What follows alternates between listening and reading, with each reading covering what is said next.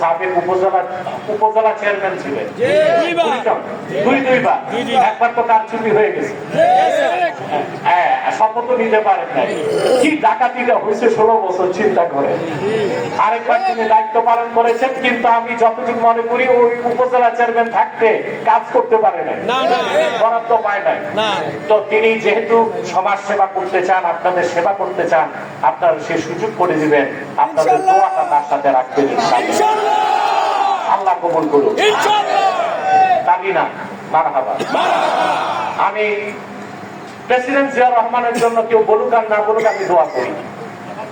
ওনার একমাত্র সন্তান বর্তমানে জনাব তারেক রহমান, তিনি আমার সাথে ফোনে কথা বলেছেন। আমি তাকে বলেছিলাম বিএনপির অবস্থান যতদিন দিনের পক্ষে, দিনদারদের পক্ষে থাকবে, মুসলমানদের সমর্থন তারা পাবে। তারাও যদি কোনো কাজ দিনের বিপক্ষে করে, দিনদারদের বিপক্ষে করে, মুসলমান প্রতিবাদ করবে।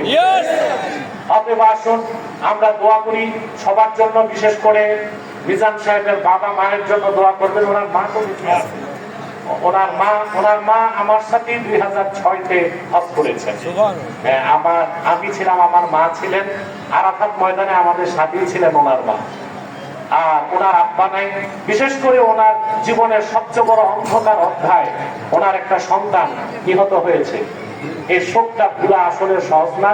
আমরা তার জন্য দোয়া করব, বাকি যারা এখানে উপস্থিত আছে সবার জন্য দোয়া করব। আসুন আমরা একটু সালাত ও সালাম করে দোয়া করি যেন আল্লাহ আমাদের দোয়াটা কবুল করে নেন। মহব্বতে